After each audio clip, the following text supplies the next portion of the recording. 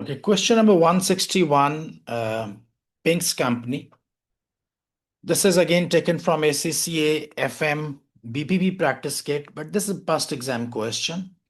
Um, it's from investment appraisal, but what we are going to learn from here, we will calculate NPV using the nominal rates, then using the real rate. We will also learn the Fisher formula, and we will also learn few other things, I mean, important concepts regarding using the real rates. Okay, so like with or without inflation. So NPV, we are going to calculate NPV with or without inflation.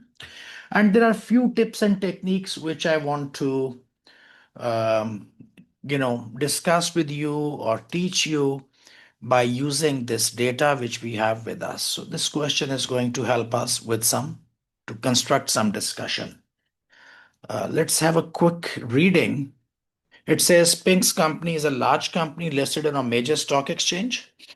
In recent years, the board of Pink's company has been criticized. So board has been criticized for weak corporate governance, and two of the company's non-executive directors have just resigned.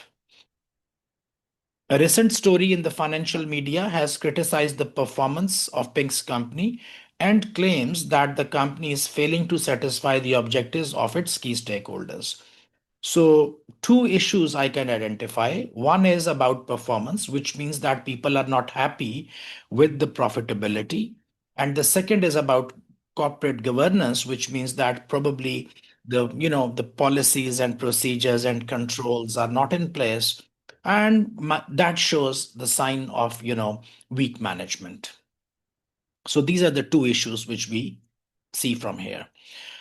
Pink's company is appraising an investment project which it hopes will boost its performance. Boost its performance. Performance means profitability. Okay. The project will cost $20 million, payable in full at the start of the first year of operation. Payable in full. The project's life is 4 years, is expected to be 4 years. Forecast sales volume, selling price, variable cost, and fixed costs are as follows. Units per year 300,000, 410, 525, 220. Selling price 125, 130, 140, 120. Okay, so selling price is increasing. Variable cost remains same. Fixed cost slight change. Now, whenever you see a question from investment appraisal, and we know that we have nominal cash flows, we have nominal cash flows and real cash flows. Nominal cash flows means which are adjusted for inflation, which include inflation.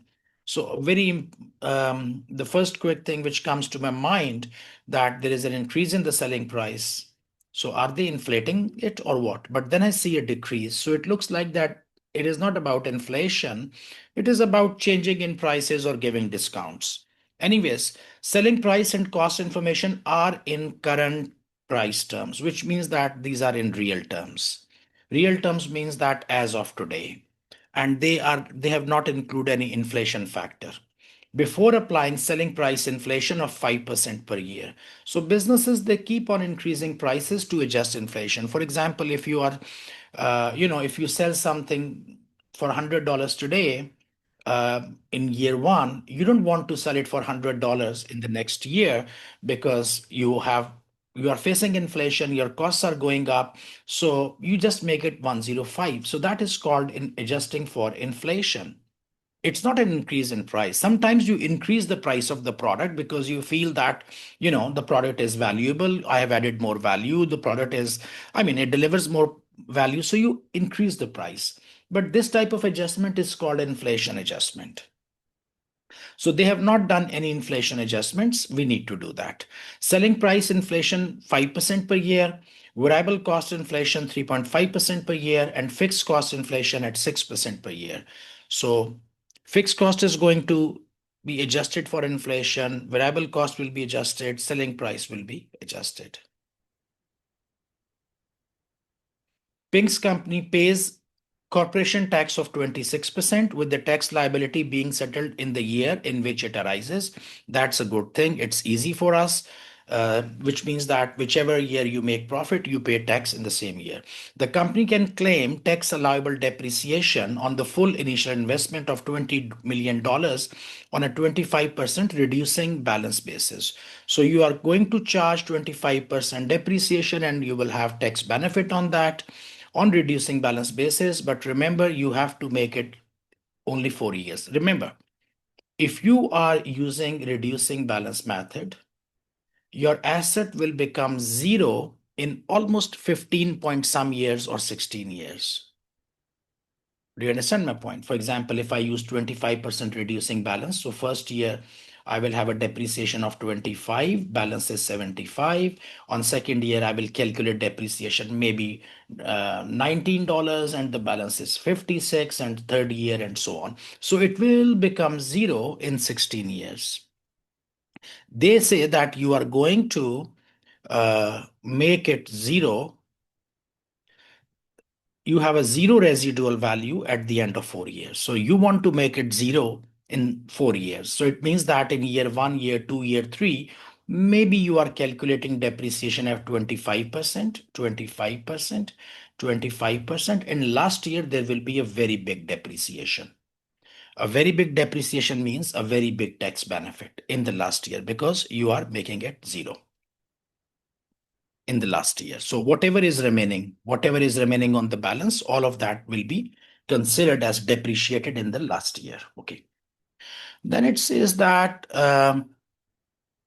Pink's company has a nominal after-tax cost of capital of 12% and a real after-tax cost of capital of 8%. The general rate of inflation is expected to be 3.7%. So inflation is 3.7%, nominal rate is 12%, real rate is 8%. Okay. Uh, okay.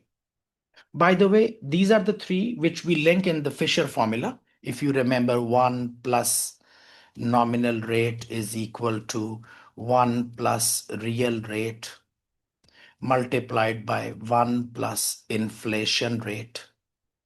So even if they have given you two of them, you can calculate the third one as well. But they have given you all three.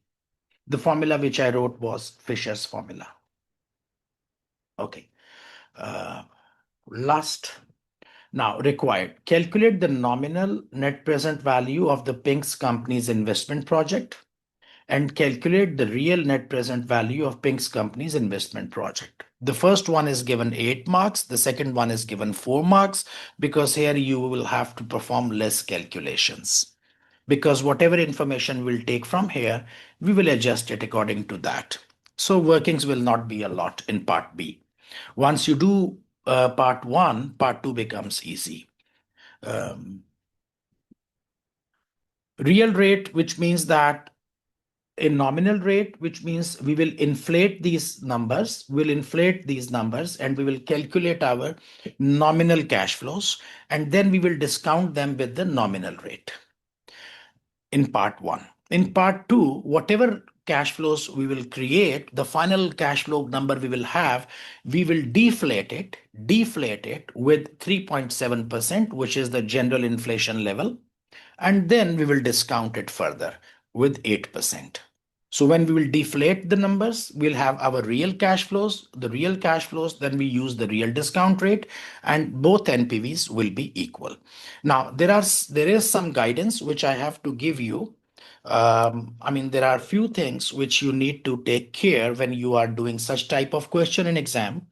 But that piece of advices I will give you as we start doing the question and the time comes. But there are 2-3 important points which you should remember in case of a question which involves real cost of capital or real cash flow. So there are 2-3 things which you need to take care, otherwise you will make mistake and your answers will be wrong. Okay.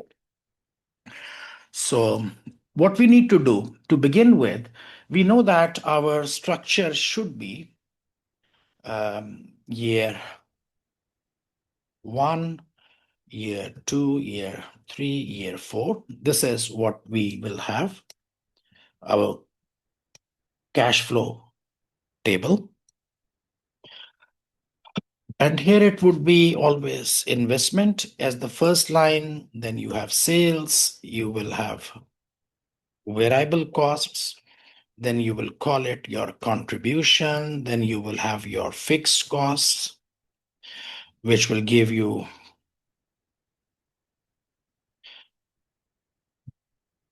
cash flow before tax. Then you will say tax expense and tax benefit, uh, tax benefit or call it tax shield, whatever, and you will have post-tax cash flows. You will have your discount rate. This is a very standard format which you should have in your mind, okay? In this particular case, because they told us that variable cost and fixed cost, so I knew that I will have to put variable cost, fixed cost, etc. Sometimes they give you post-tax cash flows or pre-tax cash flows, so life becomes easy. And this will be present value of cash flows. And here we will calculate NPV, okay? The same table, and this is, I will mention here that this is my A1, which is NPV, which is using nominal rate, nominal cash flow. Okay, like this, okay? Something like this. Now, I know that sales is very simple. What you need to do, sales is always the sales units multiply with the selling price and you get the sales revenue.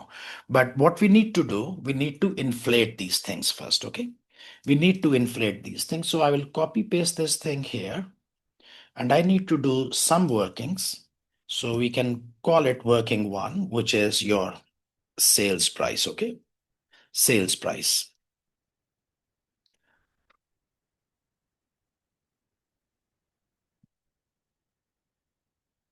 So what are the sales prices which are given? The given sales prices are 125, 130, 140, 120. And inflation, inflated sales prices. The inflation rate for sales price is 5%, okay? So I need to apply the inflation factor on year one as well, because these prices which are given, these prices are given as of today, as of year zero. Okay, so in year one, you have to inflate this price as well.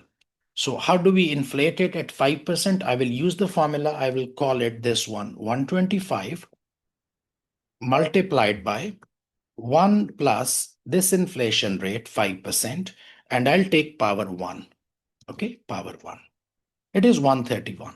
And because if I want to copy paste, if I copy paste like this, it will give me some errors because I need to, because what is happening that I put this sales price in cell 020. So it looks like O20 here. But when it is copy pasted in next one, it goes to P20, then it goes to Q20, then it goes to R20. So I want this percentage O20 remains to remain in each of the formula in each cell. So what I do here, I take my cursor here, O20, I press F4, which will put $O$20. So when you put dollar sign before a number, that cell is locked. So I want to lock $O and 20, the column number O and row number 20, which is O20. So now when I will copy paste or I will like this, it will not give any error. So these are my sales prices, okay? So I've calculated my sales prices in working one. Then in working two, I want to calculate my variable cost. Variable cost, which is given to us, is 71, and that remains. And by the way, if you pay attention, here I put power of this thing, okay? Power 1. Here I put power 2. Here, this is power 3 because I use this thing. Because otherwise, what you need to do, if you pick up your calculator and if you say 140 multiplied by 1.05, so it will not work because this 140 is in year 3. So you have to take 3 times inflation factor. So which means 140 multiplied by 1.05 one time, multiplied by 1.05 the second time, and multiplied by 1.05 the third time. Then you get this answer 162. So this is actually 140. You have taken the power 3 times. So instead of making it longer, and similarly 120 is not this number 145, it's not just 5% on that.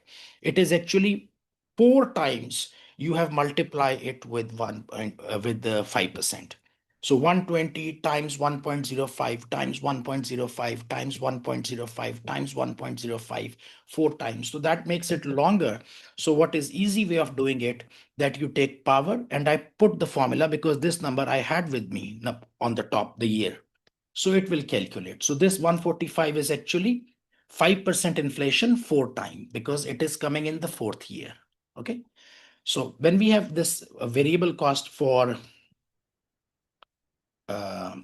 how to say, variable cost, and then we will do inflated variable cost. And for variable cost, I think inflation factor is 3.5%. I'll take 3.5%. And again, I will use the same formula, which means this one multiplied by 1 plus this 3.5%, and then I'll take power, and I'll take this one on the top one. And here again, I need to make it F4, and then I will copy paste it. So I've got my, actually, let me just put them in black. We have our sales price inflated, variable cost inflated, and then in working three, what we can do, we can actually, working three, we can have our fixed cost, okay? Because fixed cost is also increasing by 6%. So what are the fixed cost? In year one, it is 3,000, then it is 3,100, 3,200, and 3,000. And you have your inflated fixed cost. And the inflation rate here is 6%. Now remember, in many questions, you will get different inflation rates. Like sales price has a different inflation, variable cost has a different, fixed cost has a different. That's very common. And this creates a problem for converting it into real rates. So I will explain you what problem it will create. But let me just finish it. When I come to real rate, then I will tell you that when you have different inflation rates here, then what issue it can give you with the fixed rates, with the real rates. Again, I will use the same thing. I'll take 3,000 multiplied by 1 plus this 6%, and I'm taking power 1. Once I do this working, the remaining things will be rather easy. It will be quick, okay? But that's part of the process. You need to be patient. Now we can make it, okay? So investment will happen in time 0. And let me just have it here, time 0, and investment. Then I'll put, actually what I need to do, I need to put 3 zeros on the top because investment is 20 million. So I don't want to write it like this, so many zeros. So what we will do, we'll put 3 zeros on the top, and we'll do it like this. And this I'll say minus 20,000. Now, minus 20,000 means that it is 20 million, okay? And then I've got sales revenue. And sales revenue will be what? Sales, and where is the number of units? Actually, I did not write down here. Let me just write down sales units.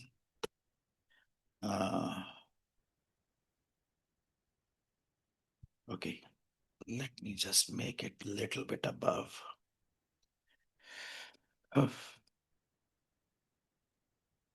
Okay, so here. Sales units in year one. Now, again, because we are putting 3 zeros on the top, so I'm not going to write down 300,000. If I put 300,000, everything will be messed up because I'm putting 3 zeros on the top.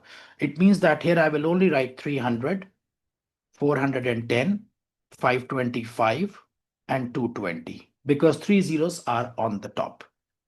Okay, now sales revenue will be the number of units, which is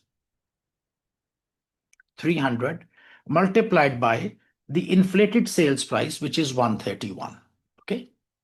And this you can copy paste, it will come. You can do it in the end. You can create one column and then you can drag the entire column like this. Okay. But let's do it like this. Anyways, variable cost will be what? Will be the number of units multiplied with the variable cost, which is inflated, which is 73. And you can multiply it with -1 so that the number comes as a negative number. And here you get your contribution. And you can just simply drag it. You can put underline. Then you've got your fixed cost. Fixed cost does not need to be multiplied with anything. You can just take it from here, inflated fixed cost, multiply it with -1. Okay, so that this number also comes as a negative thing. And then you just make like this, which is your cash flow before tax. If this is your cash flow before tax, then your tax expense, how much is that? I think 20. Company weighs 26%. Okay, so 26% is here. So you have two ways of doing it. You can say, okay, let me just put it. You can just say it for the sake of simplicity, I'm multiplying this into -0.26. So I'm not using the formula from cell. Usually we should be taking it from here so that if we change the tax rate 26%, 30%. Okay, let me do it like this. Into -1. Okay. Why it is not coming? Okay, and I will lock this cell with F4. So let's use the formula. So until here, there is no problem. Now, what is very important is the tax benefit. How do you calculate the tax benefit on this scenario? Of course, tax benefit will be given on the depreciation. So the depreciation in year one multiplied with the tax rate, which is 26%. So how much is the depreciation? You can make it a separate calculation. I can show you here. I can go directly, or I can make a separate working. Okay. The value is 20 million, and I'm going to use only 20,000 because 3 zeros are on the top, multiplied with 0.25, which is the 25% reducing balance, multiplied with my 26% of tax rate, which is 0.26. And it has to be a positive number, so no need to put minus. So that comes here, 1,300. Now, what comes in the second year? Okay, what comes in the second year? The second year will be actually, if you know that reducing balance, it decreases by 25%. So in the second year, it should be actually 75% of this. Just multiply with 0.75. I will show you this trick. This is what I was saying, that I will show you this one. And 731. And how much in the last year? In the last year, you remember, because you put 25% depreciation, 25%, 25%, and whatever depreciation is remaining, very big amount, should be in the last year. So how do we calculate last year? I will say that, okay, what is my depreciation value of the asset? 20 million. What is the total depreciation? And the tax benefit on the total depreciation? The total is actually, so this is 20 million. So I need to get 26% benefit on the total amount. So into 0.26. So that is my total benefit. So 20 million asset, 26% benefit. And then I say minus this one. This I already have taken, minus this one, minus this one. And you come here 2193. Now, some of you people might be thinking where these numbers are coming from. I'm not very comfortable with these numbers. So let's do some detailed working for that. I'll show you that how it will happen. So if you have 20 million of this thing, your depreciation is going to be 0.25, okay, which is 5 million, And what is the carrying value? And let me put it into -1. So I'll show you. So the detailed working so that you don't get confused. In the second year, you have this one, and then your depreciation is actually this into -0.25, and you get to this number. In the third year, you will have 1125 into 0.25, and I'll multiply it with -1. You can actually make this table vertically as well. In fact, if I had made it vertically, that would have been easier in that column. Anyways, in the last year, it is 8437, and I have to depreciate entire 8437 because they say that the residual value you have to make 0. So what are the depreciations? Depreciations are given as these months in every year, right? And then what you do, you just multiply this with 0.26. That's the tax rate. Now, if I put like this, if you go back and see the numbers, ignore the minus signs because I've adjusted them. So it is 1300,975, 731, 2193, last year 2193, and come up here, it's the same number, 2193, 731, 975. So instead of making a full table, actually, if you have time, you can make the full table as well. That's a better idea. But you can do it in this way as well. So what I did for the first year, if I tell you, if you want to see this one, how did I do it? 20 million, the value of the asset multiplied by 25% the depreciation rate in the year one into 26% the tax rate. Next year, what I did, I just take this number 1300 and multiply it with 75% because I know depreciation is reducing by 25%. So 75% is remaining. So in whatever tax benefit I get in year one, in next year, my tax benefit will be 75% of that, which means 25% less because depreciation is also decreasing by 25%. Where is depreciation? Did I delete it? I think I removed it. Did I? Yeah. Okay. So you see, depreciation is also decreasing. So the tax benefit was also decreasing by 25%. So I took 75% of that, 75% of that, and whatever is left. How did I calculate this one? I know my total benefit, my total tax claim is 20 million into 26%, the total value of the asset multiplied by 26%. And then I said, okay, this is the total, but how much I already have claimed. So I just subtracted this one, and this one. So the total, if I don't make, so my total benefit was or should have been 5.2 million. And I said that out of this 5.2, I have already claimed this one, minus this one, and minus this one. So I got the answer 2193. Okay. So this is like a quick way, a direct way of doing it. And that's a positive cash flow. And what I need to do now, I'll just make a total. Total of what? This 14, which is my cash flow before tax, minus the tax expense, plus the tax benefit. Okay. So tax benefit is added as a positive cash flow. And this I will put a line and I should call it my now, this is not bold actually. This should be bold. My post-tax cash flows. And finally, I need to put my discount rate. Discount rate at 12%. So discount factor, actually, I should call it here, not discount rate. Discount rate is 12%, but I need my discount factors, okay? So I'm using Excel for discount factors. In exam, you should always use the table, okay? This one, and I'll put power 1. So this is the discount factor, and I'll lock this cell N13 where I wrote down the factor, and then I can just copy it, okay? And by the way, if I copy paste it here, it will give me 1 because the discount factor for year 0 is always 1. And 3 decimal places I can show for whatever. And then present value of cash flows. We need to put a line here.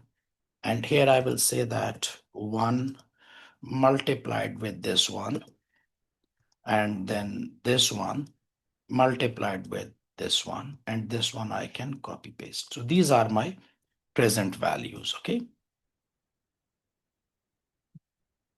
And finally, I will calculate my NPV. NPV will be the sum of all of these numbers. And that comes out to be 33,338,000. This is the NPV which we have calculated using the nominal cash flows and the nominal discount rate. Nominal cash flows because we inflated everything. Now we are going to calculate our NPV again with the real discount rate of, instead of using 12%, we will use 8%. And instead of having 39,375, the inflated numbers, we'll use the real cash flows with the real discount rate, and we should get the same answer. More or less. There could be little difference, and that difference could be because of rounding. And then there will be some questions, I mean, which we need to discuss, that should we use nominal or should we use real? When do we use nominal? When do we use real? And what is general inflation rate? What is general inflation rate and what is its importance? And what do we do in the absence of general inflation rate? Okay. So until here, if you've got any questions, you can ask me. Now, if you have a residual value, the question said that you have to make this asset or this investment zero in 4 years. If they say that no, you don't have to make it zero, you will sell it for 7 million. Let's suppose they say you will sell it for 7 million or 10 million. So you see, you have to see here, for example, let's suppose in year 4, I also take my same 0.25 rate, imagine. So this is the depreciation in 210. So this is my cost. This is my depreciation, and this is my carrying value of the asset, which you call the net book value. So end of year 4, you have actually 6327 residual value if you are not depreciating. The question said depreciated fully. So I just subtracted entire minus 8437. If the question does not say it, and the question says that you will depreciate it at 25%, reducing balance method for 4 years, okay, and then sell the asset. And then sell the asset. And that is important. What is the selling price of the asset? So maybe the asset is sold above this number or maybe below this number. Maybe they say you are selling the asset at 8 million. So if I'm selling the asset at 8 million, this 8 million should be used as a positive cash flow. But then I have to pay some tax here. So you will have a tax liability because you are selling it at a higher price. How much will be the tax liability? Tax liability will be 8 million minus, okay, let me just put it into bracket, 8 million minus 6327. This is the gain or profit or gain on disposal you are making, multiplied with 0.26. You will have this tax liability, and that will be a negative number. So this is a positive cash flow. And you would say, oh, you made a gain. How much gain you are making? 8 million minus 6.3. So you are making a gain of 1.7 million. And on that 1.7 million, you have to pay 26% tax. So that will be a negative cash outflow. If, on the other hand, let's suppose they say that you are selling it and you are selling it for 5 million. So in your books, it is 6 million, 6.3. You are selling it for 5 million. So it means you are making a loss. If you are making a loss, you don't have a tax liability. Actually, you will have a tax benefit. So what you will say that 8 million, whatever it is 63527 minus 5 million. And that is going to be a positive cash flow. So you will have this will always be positive because you are selling and you are getting cash. So 8 million or 5 million has to be positive. But because I'm selling it below the book value, so it means I'm making a loss, and a loss means that I will get a tax benefit. So I will calculate how much loss I'm making, 1.327 million, 1,327,000 multiplied by 26%, and that will be a positive cash flow if you are selling it. So whenever, and this is called, your final, when you adjust it, so balancing charge, you call it. Okay. So you might have a balancing charge or balancing allowance. So this is called balancing charge. Balancing charge means when you have to pay tax in the last year because of the gain you make. And this is called your balancing allowance, which means that you get a tax benefit as a positive cash flow because you made a loss if they tell you that you are selling it. Okay. So I hope this is clear. Now, what we need to do now, I will actually create some space here. I need to create some space. I'll just take it down. I'm not deleting it because we need to calculate NPV again. I'm going to create this thing, NPV again, but this time I will use the real rate. Okay, the real rate, the real rate. And I don't need to calculate actually all of them. What we will do, we will take our cash flows, uh, and then we will discount them, how to say, on the general inflation rate, and then we will discount them on, we'll adjust them with the general inflation rate, and then we'll discount them at 8% and see what happens to our NPV. You've got any questions until here, please ask me. So in second part now, which is A2, we have to, it looks A11, let me call it A2. Okay. So we have to calculate again NPV, but using the real discount rate and the real cash flows. So these cash flows actually are nominal because they have been inflated, they have been adjusted for inflation. So what I can do, I can take this one, post-tax cash flow. I'll take my investment here, which is 20 million. Okay, I'll put it here. And I have my post-tax cash flows. Post-tax cash flows are these ones. Okay. And first, what we need to do now, we know that these are the cash flows which are which we have calculated after adjusting for inflation. So let's remove the element of inflation. How do we remove the element of inflation? Because it includes 6% on 5% on individual sales prices, 3.5% on variable cost, and 6% on fixed cost, and so on. So they gave us general inflation,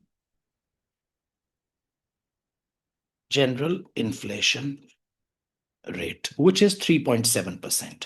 It is given in the question, and we will use this 3.7% rate to find out uh, the inflation factor, and then we will remove it.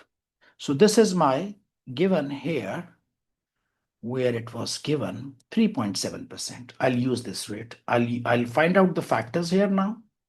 So this is 1 divided by, I'll use the same formula, 1 plus 3.7%, and I'll say times 1. And then I would lock this by pressing F4. And then we can simply, and this is, we multiply this with this, and we will call it real cash flows. So these are called real cash flows now. Okay. And we can copy paste it. And then we better to put a line below so that we understand what is happening, and we can actually remove zeros from here. And then we have our discount factor. And this time the discount factor will be 8%. So once you have your real cash flows, which means we have removed the impact of inflation. You see, it was 11,771. I say without inflation, 11,351.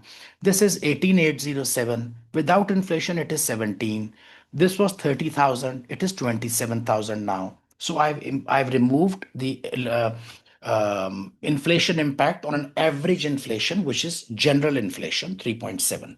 And now I use my Now, these numbers, because these are real cash flows, so I discount them with the real discount rate of 8%, which is given in the question, 8%. So I need to calculate again, I'll use the same formula. The formula would be 1 divided by 1 plus this 8%, close the bracket, take power sign. Power sign is shift 6 on my computer. You know this sign, okay? And you can lock this N25 with F4 and do it. And then just adjust it with 3 decimal places. And you say present value of cash flows. Okay. And by the way, if I use this thing here, it will give me 1. Okay. Because in year 0, the factor is always 1. And now what I need to do, I can say 1 times this 20 million. And then in this, I would say 0.926 into 11, 3y1. And this one I will copy. And then I have to calculate my NPV here. And I hope so that it comes equal. Okay.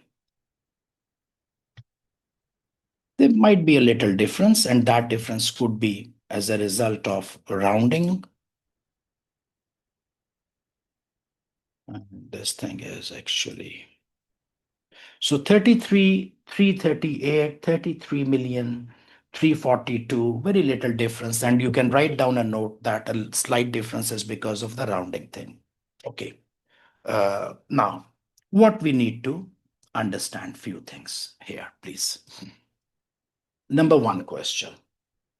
If they give you a nominal rate and they give you a real rate in exam, like 8% and 12%. 8% and 12%. And they do not tell you which one do they want from you. So which one you should choose. Answer is always go for the nominal rate. Always do the nominal rate first. Real rate you will only do if they ask you to do real rate. This is lesson number 1. Lesson number 2. To calculate the real rate, you will always use the general inflation rate. You need to have the general inflation rate.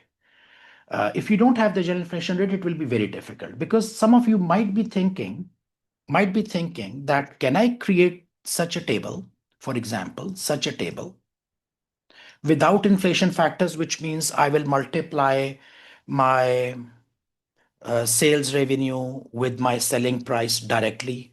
I'll get my sales revenue without, I'll take this 125, 130, 140, 120, and then I will multiply this sales unit into my variable cost.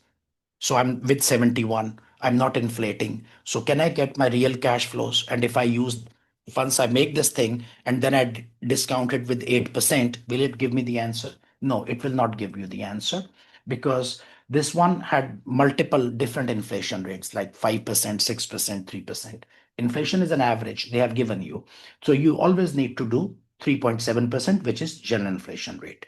If they do not give you the general inflation rate, can you calculate it? Yes, you can calculate it, because you have actually the formula, which is 1 plus the nominal rate. Nominal rate is equal to 1 plus the real rate multiplied by 1 plus the inflation rate. So even if they had not given me this real rate, it is missing. I can use inflation rate and nominal rate and calculate it. Do you want to see it? Let's see it. What is nominal rate? Nominal rate is 12%. So 1.12 is equal to 1 plus R into inflation rate is, if inflation rate is not given, real rate is given. So real rate is, no, if real rate is not given, inflation rate is given. So you can calculate that. Otherwise, in any case, 1.037. So you can say 1 plus real rate is equal to 1.12 over 1.037. When you will do it and then you will subtract, because 1 will come from here, it will give you 8%. If this is not given and 8% is given, then you use the formula, it will give you 0.37. So if you have to calculate this real rate NPV, always look for the general inflation rate. If it is given in the question, very well. If not, calculate yourself. Okay. Third point, which method is more recommended, or which method is a better method? Which method do we use in real life? We use nominal rate method always. Nominal rate method is because this is something which will match with your cash flows. You see, it will match. It is just like, because you say that I'm selling this product, for example, here. If I consider it that in year 3, what will be the selling price of your product? You are selling it at 162. So your cash flow will be based on 162. If you are using the real rate, what will happen that the cash flow actual and the numbers on the paper will not match. So you will have less cash, you will have more cash. So cash will be 162, but you on paper you are saying, oh, that's 130. I say, what? Why do they not match? And you say, you know what? This is the real value. This is the nominal value, which has inflation adjusted and so on. So cash flows will not be managed because you actually, according to this thing, what is happening? We say that you have the post-tax cash flows at the end of year one, 30,000. And this is something which exactly should be in your books, in your bank, in your pocket, in your office, wherever it is. It should be 30 million to 92,000. But if you use the real thing, you say, oh, my cash flow is only 27 million. I say, why they do not match? You say, because this is real, this is nominal. I say, please get out of this room because you need to balance with the cash. So we, in real life, this is the method, the nominal method which we use. And that is why the first point which I told you, that if they do not ask you which method to use and it is your choice what to do, always go for the nominal cash flows. Okay. So this thing we have done. Now a little bit of discussion. It says that part B, which is for 8 marks, discuss 4 ways. It is for 8 marks, which means that each, they are asking you 4 methods. Each will be 2 marks each, 4 points. Discuss 4 ways to encourage managers to achieve stakeholders' objectives. We know that there is some problem. In the beginning, they mentioned there are some corporate governance issues, there are some performance issues, and stakeholders were not happy. But they didn't, but pay attention that in this particular question, part B, they are not relating it to the scenario. Okay. Usually, what do? They can ask you that advise what the managers of Pink's company should do. So then you say, oh, I have to pick up reference from the question scenario. Here, it's a general academic question. Discuss 4 ways to encourage managers. Which managers? Any managers, not this company, any managers to achieve stakeholders' objectives. Okay. So the problem is that, remember that we have an agency problem. Agency problem starts with this concept that managers, the directors are the agents and shareholders are the principal. Shareholders are the principals.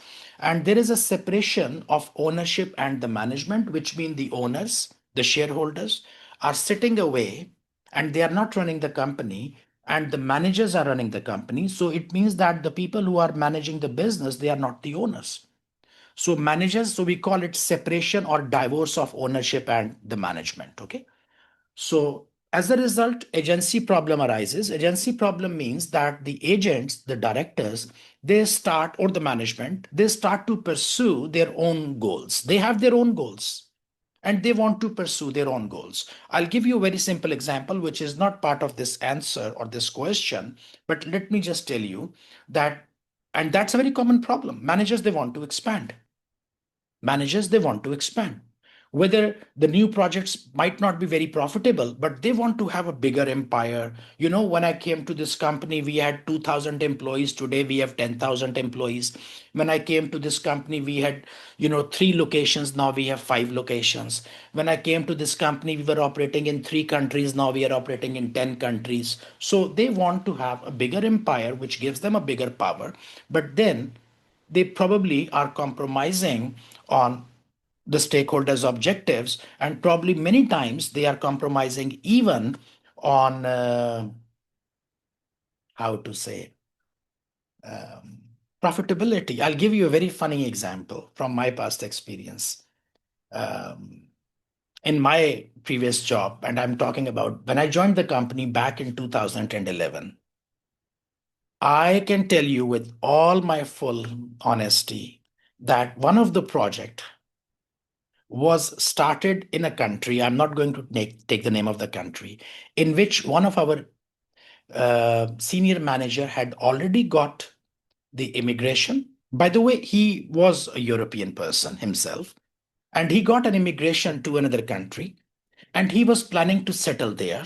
And what his objective was that if I could successfully establish a new branch office in that country, and then if it starts working good, I can just my and after migration, I mean, I already got migration. When I'll go there, it will be easy for me. I don't have to find job for another company. Imagine, imagine. He was actually starting some small operation in some country where we did not have to go at all. But because this person had a person that, now that looks very stupid, but that happened. That happened. He was pushing project. Oh, let's do project there. Let's do project there, because he wanted to take his family, move there. And if he moves there, he gets a, you know, a ready job with all the, with all the perks and all the benefits, and fine, because he was 55, 56. He knew that going to that country at the age of 55, he might not be able to get a new job. But if my company sets up something there, I will be handling it. Can you imagine? So, anyways, agency problems come like when managers they have their own objectives. Coming back to the thing, we need to, so how to encourage managers. So, if you see that it does not say that how to control or something, so the tone is used very positive. Encourage managers. Number one, goal alignment. Goal alignment means that managers they have their own goals, shareholders, stakeholders, and he's not using the word shareholder, he is using the word stakeholders. Stakeholder is a broader term. Stakeholder is anyone who has some stake or whose interests are affected by the decisions a business make. So employees are stakeholders, suppliers are stakeholders. So you do goal alignment. Goal alignment, and by the way, we are focusing on shareholder, although they are putting stakeholder word here. So goal alignment is where the managers their goals and the shareholders their goals, they you make them common. So how do you do that? You do that by giving them shareholding. So you say, okay, you make your management, so not only the managers they will get salaries, but they get some stake in the business in forms of shares, share options. So now they know that if share price goes up, they also benefit from that. If as a manager you don't own any shares, you don't care where the share price goes. But if I say that you'll get $2 million in cash, another $4 million in shares, so now you are owner of the shares and you want share price to go up, this is what I am also looking for. So goal alignment could be one thing. Then performance based pay, which means that you're not going to get a fixed amount whether you do something or not, but your performance, your pay will be linked to the performance. You can set up some KPIs regarding profitability, earning per share, share prices, whatever. Then you can also encourage them by having some internal controls you need to put on, how to say, some audit committees, some risk committees, um, board committees you need to make, which will regularly review the performance. So assessment of risk, assessment of operations, remunerations, and so on. So board committees. And finally you can introduce some corporate governance principles. This was an issue which was mentioned in the question as well. So I knew that I had to discuss it because they mentioned that people were not happy with weak corporate governance. So we need to do that. Okay. corporate governance you need to introduce so that they follow the procedures and they follow the regulations and so on. You can write down many others, actually, not only four. You can have five, six, seven, and it is possible that in exam you might be writing something which is different from that. But usually what happens, that in a very typical question, such question where performance is the issue, we always start with goal alignment, performance based pay. These are the two things which come to your mind immediately. Okay? It is just like, when I say healthy eating or, healthy lifestyle. When I say healthy lifestyle, you immediately jump, you say, eat well, sleep well, and so on, and do exercise. Then there are many other details, but these two, three things come to your mind first. So, goal alignment, agency problem, performance based pay, internal controls, these are the things which come immediately to your mind. In any case, I will put answer on sheet number two so that you can read the theoretical version, the full academic version, because what I'm doing, I'm just speaking it on the spur of the moment, and it's not an edited speech. But when you will read the answer, that is edited, reviewed, corrected in the final form. So please go through that answer, because this question, this theoretical question, it's an important area. Okay, it is an important area. So please, when I will upload this file, you need to open sheet number two and you need to go through this answer so that you have an experience of a very well drafted answer.